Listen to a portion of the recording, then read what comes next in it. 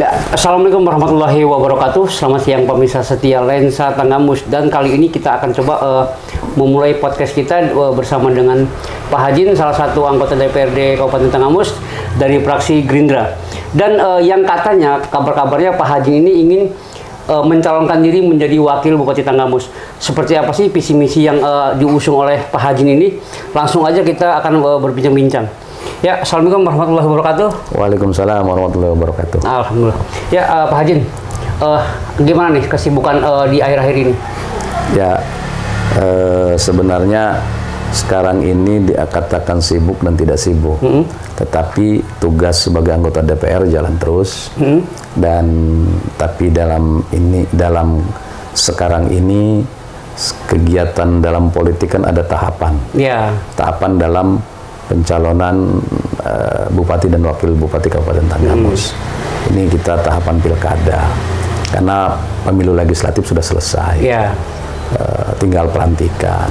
Kemudian sekarang di seluruh kabupaten kota terjadi pemilihan kepala daerah. Dan saya pada saat ini ada niatan, hajat untuk ikut serta di dalam kontestan itu. Ya, mencalonkan diri sebagai wakil bupati ya, Pak Jin ya? Sebagai wakil bupati Kabupaten Tanggamus. Itu diusung oleh siapa itu? Dari sendiri atau partai? Ya, karena untuk pencalonan independen sudah selesai, sudah tutup, dan kayaknya di Tanggamus tidak ada. Saya belum dengar apakah ada calon di independen, tapi prosesnya kan sudah selesai. Nah, sekarang ini dari usungan para partai politik. Nah, ini partai politik juga masih bermain semua untuk mengusung dari masing-masing calon.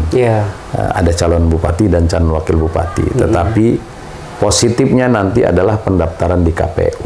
Begitu nanti di KPU dan diumumkan oleh KPU, itulah yang positif menjadi calon pasangan calon dari bupati dan wakil bupati Kabupaten Tanggamus. Nah, satu pertanyaan yang unik nih Pak Hajin. Saat Anda mendengar bahwasanya Pak Hajin ini dicalonkan ya menjadi wakil bupati ataupun mencalonkan, apa sih motivasi yang ada dengan Pak Hajin ini sendiri?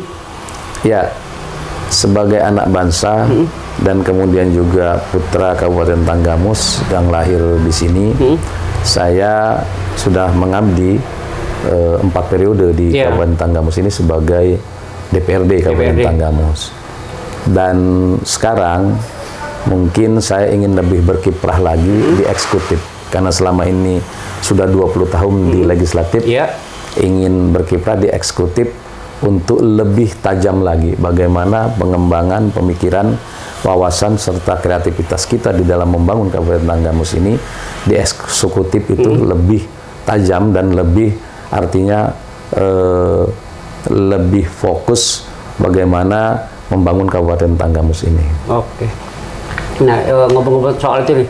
Tadi Pak Hajin sendiri di DPR sudah menjabat sebagai 4 periode ya? Sudah 4 periode. Nah, terus Pak Hajin, untuk menurut Pak Hajin sendiri, Tanggamus itu seperti apa sih? Mulai dari peluang investasi, pendidikan, dan juga kesehatan. Apa menurut Pak Hajin sendiri? Ya, kita memiliki potensi Kabupaten Tanggamus baik sumber daya alam maupun sumber daya manusianya. Sumber daya alam kita memiliki potensi yang sangat banyak. Artinya kita banyak kandungan-kandungan alam di Kabupaten Tanggamus ini yang mungkin perlu digali secara maksimal. Seperti artinya tambang emas, tambang biji besi, mangan dan sebagainya kan. Ini perlu digali lebih dalam, artinya perlu sebuah kajian yang memang kita harus punya data real. Berapa sih kandungan depositnya gitu. Emas berapa, kemudian mangan berapa, biji besi berapa. Kan gitu. Ini dari beberapa bahan hasil bumi ini kita harus punya data yang valid. Sehingga investor untuk menanamkan modalnya di Tanggamus, dia tidak ada sebuah keraguan, karena dia tahu ini memiliki kandungan deposit sekian, dan kalau dia invest dengan sekian, dia berapa tahun bisa break even point, dan dia bisa berapa tahun kemudian dia bisa mengambil keuntungan. Ini kan harus memberikan sebuah gambaran. Begitupun juga kita punya potensi dari masyarakatnya sendiri. Ya. Masyarakat kita masyarakat bertani. Kekayaan kita subur. Pertanian kita jalan gitu kan. Dan peternakan, perkebunan dan sebagainya. Ini pun harus di-manage. Ya. Bagaimana kehidupan petani, berkebun, nelayan dan beternak ini perlu ada ikut campur tangan pemerintah untuk memanage bagaimana petani, nelayan dan para pekebun kita bisa hidup sejahtera, berkembang dan kemudian memiliki potensi juga untuk agrowisata. Sekali demikian. Nah, kira-kira nih Pak Hajin, dengar dengan kasus-kasus yang terjadi kemarin nih, bicara soal pertanian dan juga perikanan, di Tanggamus ini kan identiknya hanya ada 2 yang menjadi aset kekayaan dari Tanggamus, yaitu kelautan dan juga pertanian. Nah, sementara banyak petani yang kemarin tuh mengeluh tentang kelangkaan pupuk, dan juga khususnya nelayan banyak mengeluh tentang BBM-nya. Itu bagaimana tanggapan Pak Hajin sendiri? Ya, ke depan mungkin kita lebih responsif kepada keberadaan petani. Pupuk itu sebenarnya ini kan harus dikawal, harus kita kawal. Artinya kita harus tahu dan melibatkan semua stakeholder dan melibatkan semua elemen supaya tidak ada yang bermain-main. Gitu kan. Dan kita harus tahu berapa sih jumlah kebutuhan kita dalam 1 bulan, dalam 1 tahun. Petani kita berapa? Artinya gini, berapa jumlah pertanian kita? Kalau sawah berapa hektar di Kabupaten Tanggamus. Kemudian kita breakdown lagi per kecamatan dan sebagainya. Kita breakdown lagi per desa. Nah, ini memang harus dikawal. Kenapa? Kita tidak memungkinlah adanya permainan-permainan dan sebagainya. Karena namanya itu juga mengandung unsur bisnis juga. Artinya ini harus dikawal. Supaya apapun yang menjadi keluhan petani ini harus bisa diatasi dengan cepat gitu kan. Tetapi kita juga bisa memberikan persyaratan dengan diberikan investasi, kemudahan, kenyamanan. Tapi kita juga sebagai orang Tanggamus, kita bisa kepada investor memberikan persyaratan. Contoh persyaratan untuk karyawan-karyawan yang memang tidak membutuhkan keahlian khusus, anak Tanggamus, kan gitu, diberikan ruang anak Tanggamus. Tapi kecuali yang memerlukan keahlian khusus. Tapi kalau ada anak Tanggamus ya nggak monggo. Tapi kalau tidak ada ya mungkin dari luar nggak apa-apa. Tetapi kalau untuk tenaga-tenaga pekerja yang tidak membutuhkan keahlian khusus, berikan ruang dong anak Tanggamus yang seluas-luasnya. Untuk bisa ikut masuk juga. Untuk masuk juga. Ya, di situ. Kenapa? Supaya ada rasa memiliki. Kan gitu. Benar. Nah, ini artinya kita berikan kemudahan, tapi kita juga berikan kompensasi loh. Kita sudah berikan kemudahan ini. Tapi anak-anak Tanggamus juga harus diberikan kemudahan oleh kalian sebagai investor kan gitu. Saya kira imbal baliknya demikian. Dari Pak Haji sendiri sebagai anggota dewan nih, persoalan ini pernah nggak sih dibahas di dewan tentang khususnya para pekerja yang ada di Tanggamus? Ya, itu sering kita di dalam hearing, dalam pertemuan, pembahasan itu kita sampaikan. Itu sering kita sampaikan. Nah, itulah bedanya eksekutif dengan legislatif. Legislatif itu tataran kebijakan. Legislatif itu mengambil keputusan itu adalah berdasarkan kolektif kolegial. Tapi eksekutornya tetap eksekutif. Operasional pelaksanaan pemerintahan itu ada di eksekutif. Gitu. Nah, maka kita pengen bergeser ke eksekutif, kita pengen artinya supaya pengalaman yang di legislatif seperti ini. Nah, di eksekutif ini kita pengen supaya cepat gitu eksekutornya gitu di dalam menangani persoalan-persoalan di lapangan. Jadi ini ya salah satu alasan Pak Hajin untuk bisa maju di wakil bupati ini ya? Ya banyak, banyak alasannya. Ya salah satunya ini. Salah satunya ini. Karena kita ingin bagaimana pembangunan biar secara merata dengan adil. Infrastruktur ini harus asas keadilan. Walaupun kita nanti punya prioritas, punya skala prioritas. Mana yang perlu didahulukan, mana yang perlu dibelakangkan. Kemudian ini bicara pembangunan. Tadi disinggung masalah pembangunan ekonomi. Nggak gampang membangun ekonomi. Kenapa? Kita lihat masyarakat kita apa? Bertani, berkebun, beternak, nelayan, terus perikanan darat, home industry, dan sebagainya. Ini perlu starter. Tetapi, apakah ini bisa mempercepat suatu proses pembangunan ekonomi bisa iya bisa tidak. Bagaimana kita memformulasikan. Tetapi pemikiran saya, pengalaman yang saya miliki, bahwa bagaimana di Tanggamus ini kita bisa membangun pariwisata yang baik, yang bagus, dan bisa menarik investor, bisa menarik wisatawan, kemudian adanya industri. Nah, karena dua persoalan ini percepatannya sangat baik kalau jika ada. Kalau industri, misalnya industri besar, jika ada di Tanggamus, ada 5 saja investor besar yang bisa ada di Tanggamus. Misalnya satu industri bisa menyerap tenaga 500 orang saja. Kalau ada 5 industri, itu 2.500 menyerap tenaga kerja. Betul. Dan setiap bulan itu dibayar gajinya. Maka anak-anak muda bisa punya uang, dia bisa belanja. Maka sektor ini akan bergerak. Ya, setiap bulan para pedagang laku, para pedagang hidup. Kenapa? Setiap hari. Karena orang punya uang. Karena dia mendapat gaji. Terus dia juga bisa berwisata. Minggu libur wisata bersama teman-temannya, keluarganya dan sebagainya. Dia punya uang gitu.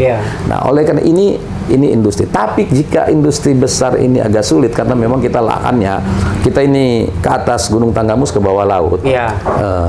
Kita bisa juga home industry. Home industry kita kepada semua para petani, para nelayan ini harus diberikan bekal industri. Diversifikasi pengolahan ini harus digiatkan. Contoh misalnya nelayan. Kalau suaminya ini nelayan, istrinya apa mau diam aja, duduk aja. Kasih dong kita keahlian istri-istri dan anak-anak nelayan ini dalam bentuk UMKM. Apakah membuat kerupuk, apakah membuat abon, apakah membuat terasi, apakah membuat pengolahan ikan yang lain. Ini perlu. Nah, itu contoh nelayan gitu, Pak. Ini home industrinya. Kemudian juga pertanian begitu juga. Singkong, kalau cuma dia petani singkong, dia 1 hektar hanya bisa menghidupi 1 keluarga. Tapi kalau memiliki diversifikasi pengolahan yang baik, masa 1 hektar singkong ini dijual kemudian akan beruntun. Ada berapa keluarga lagi yang bisa menampungnya? Bisa jadi keripik singkong, bisa jadi bolu singkong, bisa jadi misalnya membuat tape, bisa lagi membuat olahan yang lain gitu. Nah, ini ada beberapa keluarga yang bisa menampung kami, yang bisa hidup dari 1 pertanian singkong. Dari yang nanam, yang punya kebun, kemudian dijual, ditangkap lagi ada yang home industri keripik, home industri tape, home industri bolu, ya untuk bolu singkong kan ada kan? Nah, kemudian dan lain-lain sebagainya. Ada berapa keluarga ini bisa terhidupi dengan satu komoditi singkong. Ini kan harus ini sebuah formulasinya, diversifikasi pengolahnya. Tulis singkong. Begitupun kopi. Begitupun lada. Begitupun kakao dan sebagainya. Ini harus diformulasi, diversifikasi pengolahan menjadi home industry. Yang kedua, aspek pariwisata ini harus dikembangkan. Bagaimana wisata di Tanggamus ini bisa kita bangun, bukan hanya pemerintah, tapi bagaimana keterlibatan masyarakat ikut serta, sehingga masyarakat bisa membangun pariwisata, destinasi wisata. Ini kita buka seluas-luasnya. Dan kemudian pariwisata ini tidak bisa berdiri sendiri, harus melibatkan elemen yang lain. Salah satu contohnya adalah yang paling kuat adalah keamanan. Bagaimanapun hebat kita membangun pariwisata, kalau tidak aman, nonsen itu. Jadi wisatawan juga ragu mereka. Tapi kalau kita berikan kenyamanan, keamanan, perlindungan dan sebagainya, orang mau datang ke Tanggamus. Kalau sudah mau datang ke Tanggamus, yang namanya wisatawan lokal ataupun minimal dia bawa uang kok, walaupun sedikit. Kalau satu orang itu misalnya jalan-jalan bawa duit 500.000 aja, yang misalnya orang-orang biasa, mungkin yang orang mampu bisa 1 juta, 10 juta. Tapi kalau ribuan orang yang datang, mereka, rumah makan laku, tukang pisang goreng laku, tukang bakso laku, tukang keripik laku, kemudian yang jual-jual aksesoris laku, kemudian orang pulang ingin membeli oleh-oleh dan sebagainya. Sektor ini bergerak. Dan ini akan menumbuhkan pertumbuhan ekonomi masyarakat. Nah, semakin banyak, apalagi sampai minep, hotel-hotel laku, rumah makan laku. Ini pertumbuhan ekonomi masyarakat dan juga PAD akan terserap, akan naik. Kenapa? Ya pajak restoran akan dapat, pajak rumah makan akan ada. Ya. Retribusi dari parkir dan sebagainya akan muncul. Ya. Nah, itu artinya efek domino seperti itu. Jika pariwisata ini dikembangkan dengan baik, kemudian diberikan keamanan dengan baik, kenyamanan, semua masyarakat yang datang dari manapun kita jamin keamanannya dan perlindungannya. Ya. Ini tidak lepas dari pemerintah daerah untuk melakukan politik ini gitu, untuk melakukan kegiatan ini gitu. Kan, gitu dengan merangkul para ini apa dari elemen-elemen keamanan gitu. Perlu nggak itu diadakan dari tingkat keamanan dari dari Polres ataupun dari Polsek untuk bisa terjun ke masing-masing pariwisata yang ada di Tanggamus? Yang jelas ini harus kita libatkan. Kepolisian, dari TNI dan sebagainya. Ini harus bersatu dengan pemerintah daerah. Mereka kita ajak bergabung. Bagaimana ini memberikan kenyamanan buat masyarakat Tanggamus dan buat masyarakat di luar Tanggamus yang mau datang ke Tanggamus. Memang